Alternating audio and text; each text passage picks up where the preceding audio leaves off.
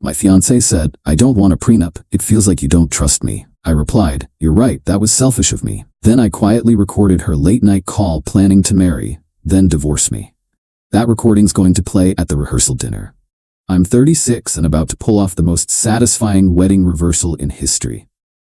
My gold-digging fiancé thinks she's marrying into money tomorrow, but she's actually walking into the most epic public exposure ever.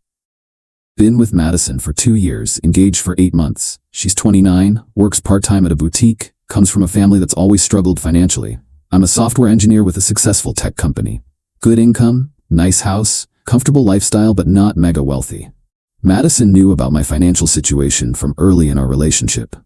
I was upfront because I'd learned from past relationships that being honest about money prevents problems later. She seemed to handle it well initially.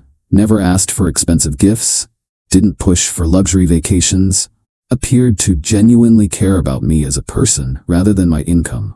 That started changing about 6 months ago when we got engaged. Suddenly, Madison was very interested in wedding planning details that involved spending.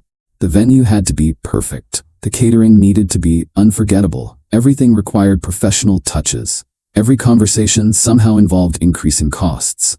When I suggested we set a reasonable budget, she'd get emotional about me ruining her dream wedding and not wanting to celebrate our love properly. Red flags were appearing, but I chalked it up to normal wedding stress. The bigger red flag came 3 months ago when my lawyer suggested we discuss a prenuptial agreement. I brought it up casually over dinner. My lawyer thinks we should consider a prenup, just standard stuff to protect both our interests. Madison's reaction was immediate and dramatic. A prenup? Are you serious? That's basically planning for divorce before we're even married. It's just a precaution, helps clarify financial arrangements if anything ever happened. What do I have that needs protecting? This is about your money and you not trusting me. She started crying, saying the prenup request made her feel like I didn't believe in our relationship or think she truly loved me.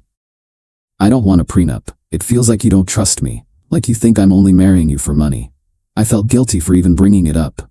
You're right, that was selfish of me. I trust you completely. Forget about the prenup. She seemed relieved and we never discussed it again. But something about her reaction bothered me. The emotion felt rehearsed, like she'd been expecting this conversation and had prepared her response. 2 weeks ago, my suspicions were confirmed in the worst possible way. I was working late in my home office when Madison came home from what she said was dinner with her sister. She went straight to the bedroom and closed the door, which was unusual. About 30 minutes later, I heard her talking on the phone. Her voice was carrying through the house, and I could hear her clearly. I walked toward the bedroom to ask if she wanted tea, and stopped when I heard what she was saying.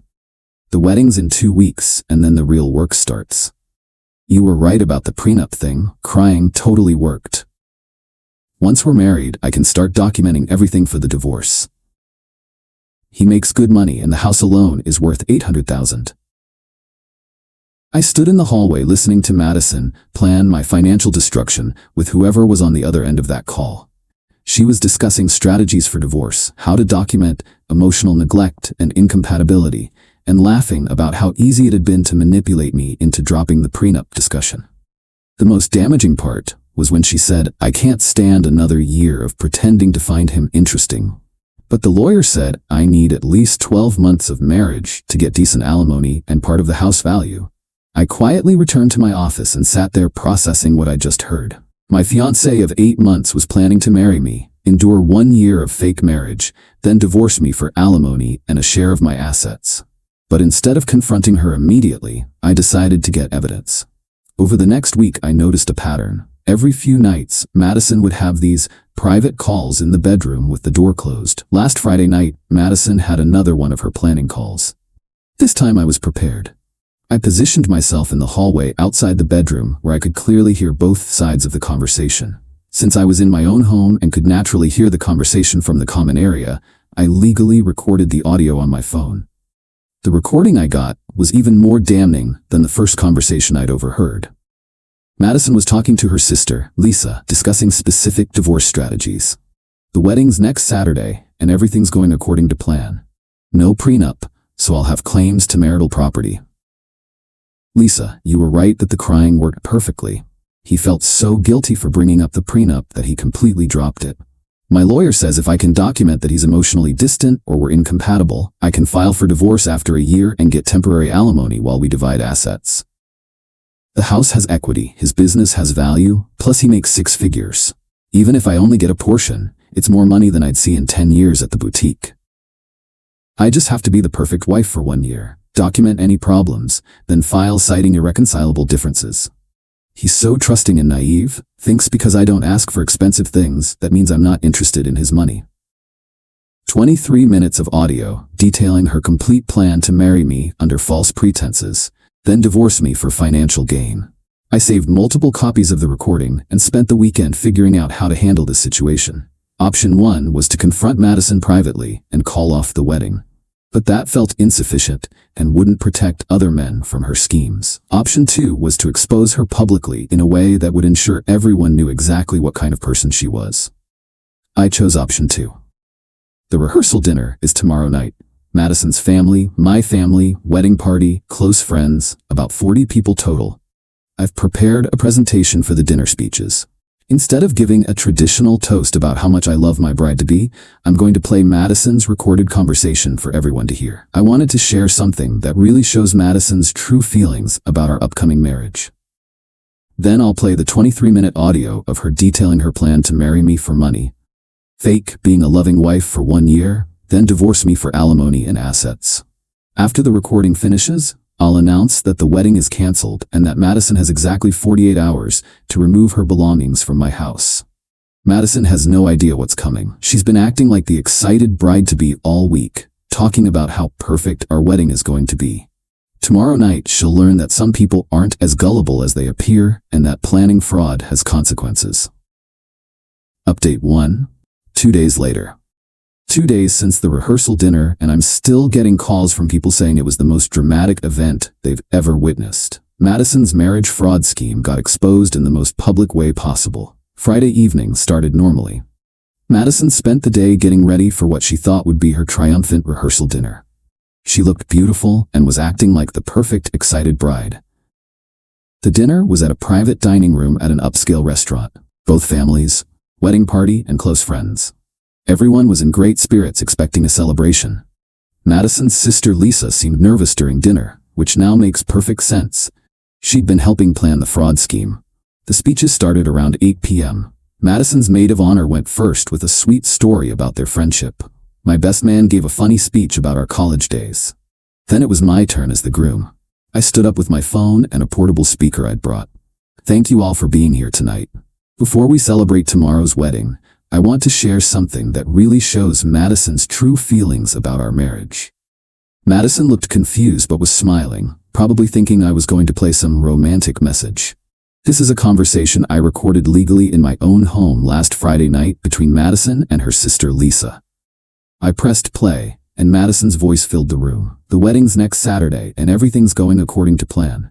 No prenup, so I'll have claims to marital property. Madison's face went white. She lunged for my phone, but I moved it away. The recording continued with her discussing the prenup manipulation, her plan to fake being a loving wife for 1 year, then document problems to justify divorce. The room was dead silent, except for Madison and Lisa's voices planning my financial destruction.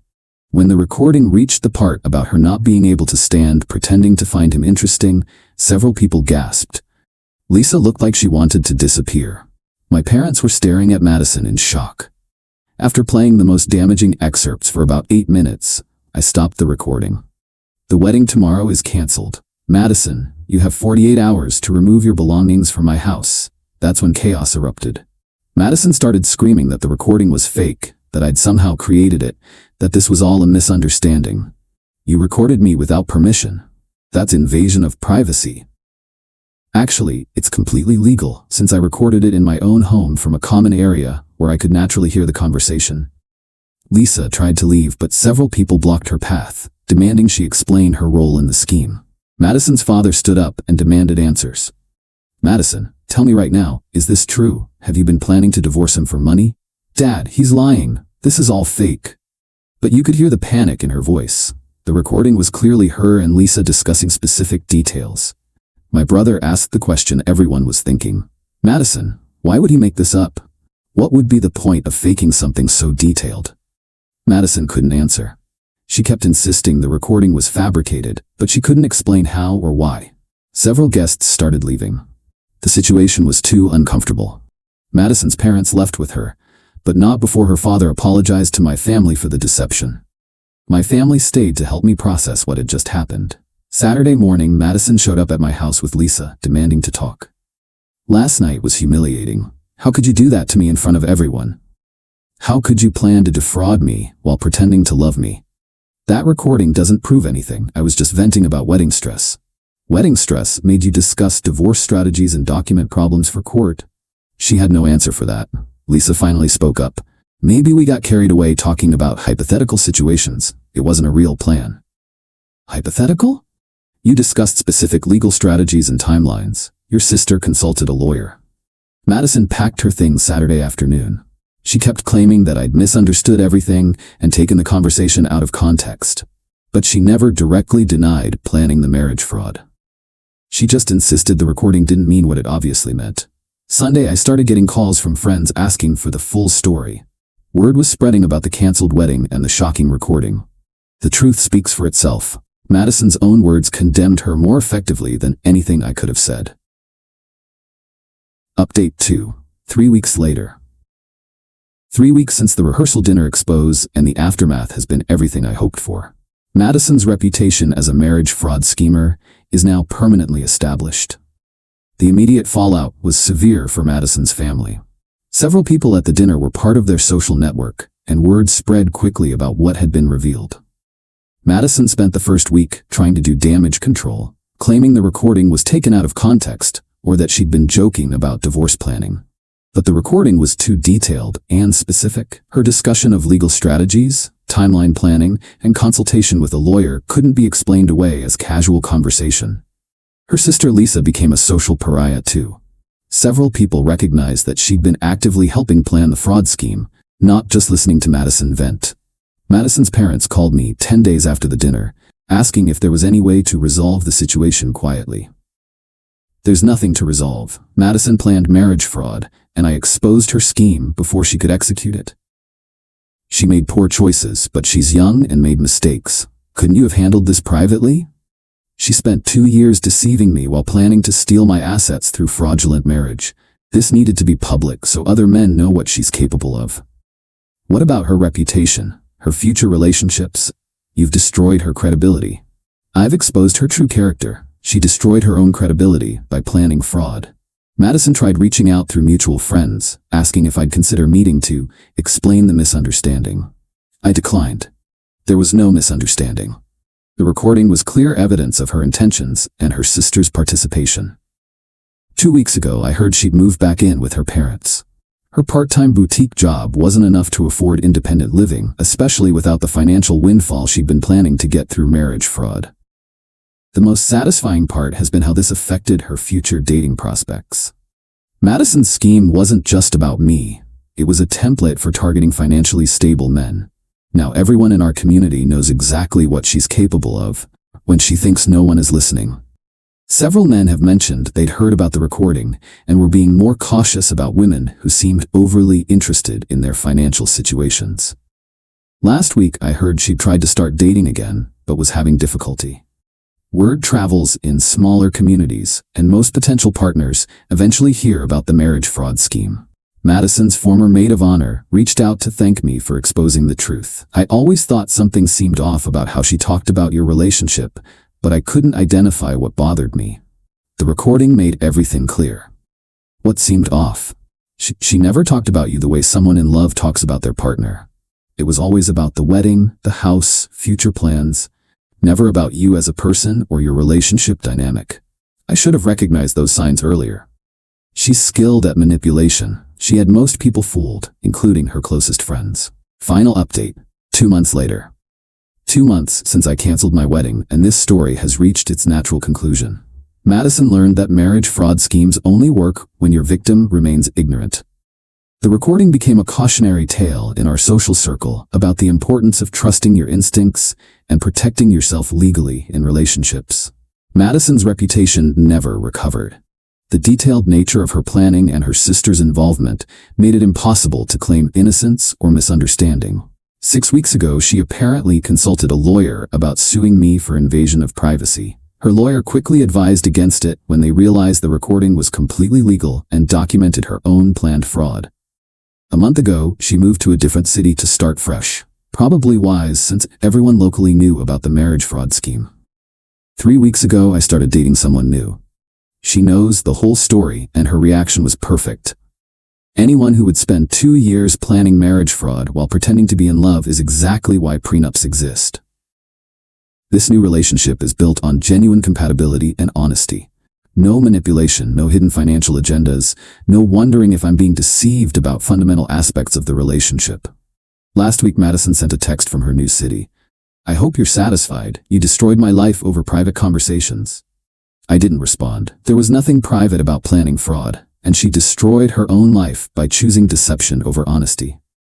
The rehearsal dinner recording wasn't revenge. It was protection. Madison had spent 2 years building toward marriage fraud and deserved to face public consequences. Her scheme wasn't just about stealing from me.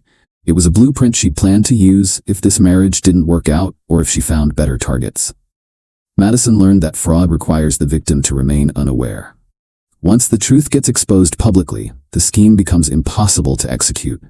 She also learned that some people pay attention to inconsistencies and trust their instincts when something feels wrong.